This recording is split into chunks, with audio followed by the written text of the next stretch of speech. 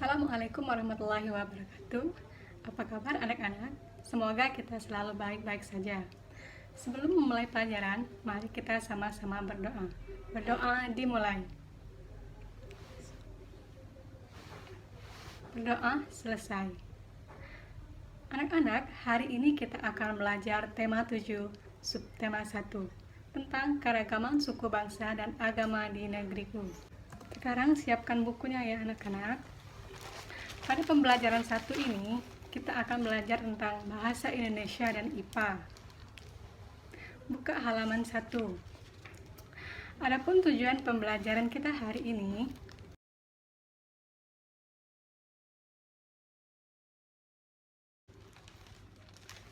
Bhinneka Tunggal Ika. Pernahkah kamu mendengar kalimat itu? Ya, kalimat itu terdapat pada Garuda Pancasila. Garuda Pancasila adalah lambang negara kita. Bhinneka Tunggal Ika berarti berbeda-beda tetapi tetap satu. Kalimat Bhinneka Tunggal Ika terdapat dalam buku Sutasoma karangan Empu Tantular. Empu Tantular hidup pada masa kerajaan Majapahit sekitar abad ke-14. Dalam buku Sutasoma, pengertian Bhinneka Tunggal Ika ditekankan pada keberagaman agama dan kepercayaan di kalangan masyarakat Majapahit. Bangsa Indonesia terdiri atas banyak suku bangsa. Suku bangsa apakah saja itu? Suku bangsa di Indonesia. Mari membaca. Sejak dahulu kala, bangsa Indonesia hidup dalam keragaman. Kalimat Bhinneka Tunggal Ika pada lambang negara Garuda Pancasila tidak hanya slogan. Penduduk Indonesia terdiri atas berbagai suku bangsa, agama, bahasa, adat, dan budaya, tetapi semuanya bisa hidup berdampingan. Berdasarkan hasil sensus Badan Pusat Statistik BPS tahun 2010, bangsa Indonesia terdiri atas 1.331 suku. Berdasarkan sensus itu pula, suku bangsa terbesar adalah suku Jawa, yang meliputi 40,2% dari penduduk Indonesia.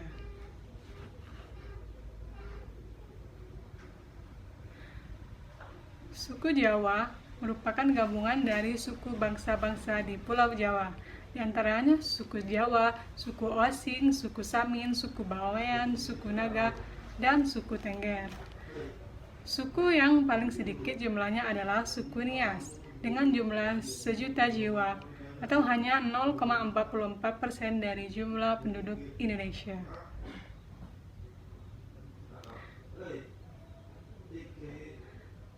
Namun suku-suku Papua yang terdiri atas 466 suku, jumlahnya hanya 2,6 juta jiwa atau 1,14% dari jumlah penduduk Indonesia. Sedangkan etnis Tionghoa jumlahnya 2.800.000 jiwa atau 1,2% penduduk Indonesia.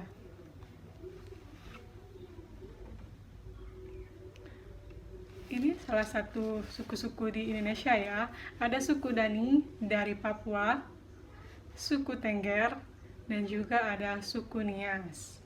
Banyak lagi ada suku bangsa-bangsa di Indonesia.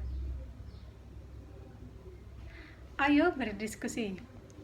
Adakah kata yang sulit yang kalian temukan pada bacaan tersebut? Jika ada, tuliskan lalu carilah artinya. Seperti pertama ya, 1. Bhinneka Tunggal Ika, yang artinya walau berbeda-beda tapi tetap satu. Yang kedua, sensus, yang artinya perhitungan jumlah penduduk. Yang ketiga adalah etnis, yang arti suku bangsa. Selanjutnya, kalian bisa cari kata-kata yang lain ya. Anak-anak, Indonesia terdapat ribuan suku bangsa. Setiap suku bangsa kemungkinan memiliki kebiasaan dan cara hidup yang berbeda. Salah satu contoh perbedaan cara hidupnya adalah transportasi. Pada zaman dahulu, alat transportasi menggunakan tenaga hewan, seperti pada gambar di buku ini ya. Bisa juga dilihat di sini. Pertama itu ada bendi, ada pedati sapi, dan juga pedati kerbau. Pada bendi, apa yang tadi terjadi saat kuda menarik bendi, ya bendi tersebut akan tertarik ke depan. Yang kedua, pedati kerbau. Apa yang terjadi? Ya, pedatinya mengikuti arah kerbau, yaitu ke depan. Mari kita mencoba. Dorong pelan-pelan meja belajar sehingga bergeser, lalu tarik ke posisi semula. Yang kedua, angkat tas sekolah ataupun benda-benda yang ada di sekitar kalian, lalu letakkan ke posisi semula. Yang ketiga, kalian bisa mengambil kertas, melipat, ataupun bisa meremas. Nah, kegiatan seperti tadi, seperti mendorong meja atau menarik meja, maka hasilnya meja akan bergeser. Yang kedua, mengangkat tas ataupun benda yang lainnya ya, maka tas akan bergeser. Yang ketiga, meremas kertas, maka kertas akan berubah bentuk. Anak-anak, aktivitas yang telah kalian lakukan terhadap meja sehingga meja bergeser disebut gaya. Aktivitas yang dilakukan terhadap tas ataupun benda yang kalian angkat itu disebut dengan gaya. Aktivitas yang kita lakukan terhadap kertas sehingga kita remas, sehingga bentuknya berubah, maka itu pun disebut dengan gaya. Apa itu gaya? Gaya adalah dorongan atau tarikan yang menyebabkan benda bergerak atau berubah bentuk. Sekarang kita telah mengetahui ya, apa itu gaya. Coba perhatikan setiap aktivitas berikut. Mendorong mobil. Apakah yang terjadi ketika kita mendorong mobil? Ya, mobil tersebut dapat bergerak karena adanya gaya otot. Yang kedua, lampu menyala. Apakah yang menyebabkan lampu menyala? Ya, lampu menyala karena adanya aliran listrik. Yang ketiga, magnet dan jarum. Apakah menyebabkan jarum menempel pada batang? Ya, jarum menempel karena jarum berbahan besi dan bisa ditarik oleh magnet. Yang keempat, apakah yang menyebabkan buah jatuh dari pohonnya? Ya, karena ada gaya tarik gravitasi bumi. Yang terakhir, apa yang menyebabkan kursi mudah dipindahkan? Ya, karena adanya gaya gesek antara roda dan lantai yang disebabkan oleh kita yang mendorongnya. Jadi, macam-macam gaya, diantaranya ada gaya otot, gaya listrik, gaya magnet, gaya gravitasi, gaya gesek, dan macam-macam lainnya. Anak-anak, kalian telah mengetahui salah satu jenis gaya, yaitu gaya otot. Salah satu contoh penggunaan gaya otot adalah pembuatan gerabah. Tahukah kamu bahwa seni membuat gerabah tersebar di Indonesia? Seni gerabah di Indonesia. Tahukah kamu apa yang disebut dengan gerabah? Berdasarkan Kamus Besar Bahasa Indonesia atau KBBI, gerabah yaitu alat-alat dapur untuk masak, memasak, dan sebagainya yang dibuat dari tanah liat kemudian dibakar, misalnya kendi ataupun belanga.